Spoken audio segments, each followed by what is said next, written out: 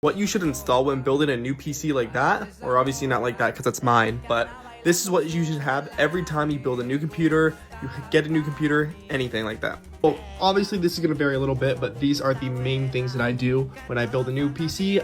I download hardware info 64, so that's going to show you literally about everything you could ever want to see about what your system displays or what it shows. It's all throughout all here. Summary, all your stuff.